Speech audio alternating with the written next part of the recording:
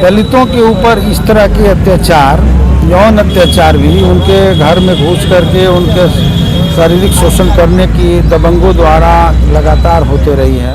कि एक दलित लड़की को दबंगों ने उठा करके ले गया और जब बाप जा करके उससे रिक्वेस्ट किया था कि हमारी बेटी को आप लौटा दो, तो उन लोगों ने कहा कि जाओ 4 दिन बाद तुम्हारी बेटी मिल जाएगी। तो 4 दिन तक उसके साथ शारीरिक शोषण किया गया और बाद में उसकी हत्या करके लाश फेंक दी गई।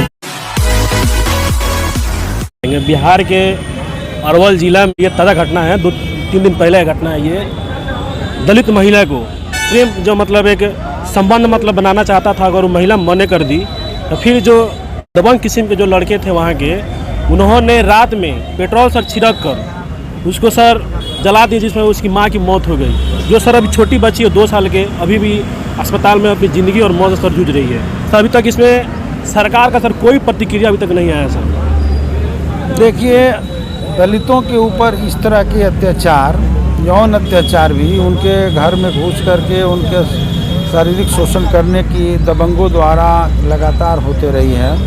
और पिछले दिनों समस्तीपुर में भी आपने देखा कि एक दलित लड़की को दबंगों ने उठा करके ले गया और जब बाप जा करके उससे रिक्वेस्ट किया था कि हमारी बेटी को आप लौटा दो, तो उन लोगों ने कहा कि जाओ 4 दिन बाद तुम्हारी बेटी मिल जाएगी।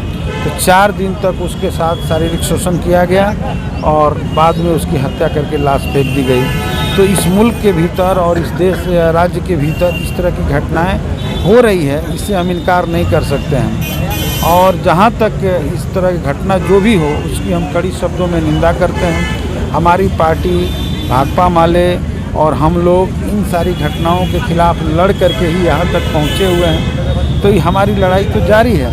अब जहाँ तक बिहार सरकार की बात करते हैं, तो अभी 2-3 महीना में सरकार बने हुआ है। सरकार के इन सब जो माने घटनाओं पर हम लोग लगातार सरकार के संज्ञान में दे रहे हैं और सरकार से बैठ कर के बातचीत करने की समय भी मांग रहे हैं। आपने देखा कि परसों हमारी पार्टी का पटना में एक कन्वेंशन था।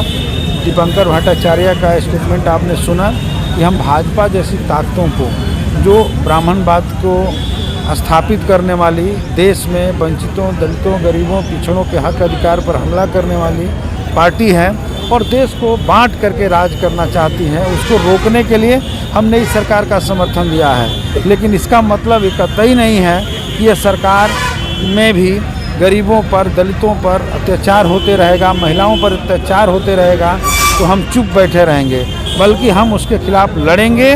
और इस सरकार को भी ज़रूरत पड़ी तो सरकार के भी चक्का को जाम करेंगे, कहीं से भी हम इसको बर्दाश्त नहीं करेंगे। लेकिन एक मांग भी हुई है उस बैठक से कि एक कोऑर्डिनेशन कमेटी बने और इन सारे बिंदुओं पर बातचीत हो। तो अभी तो बहुत रोक नहीं लगी, सही है। और साथियों, हम लोगों के बीच में आज का मुख्य मेहमान, बदल गई है, अधिकारियों का, शासन का बदलाव नहीं हुआ है, उसमें बदलाव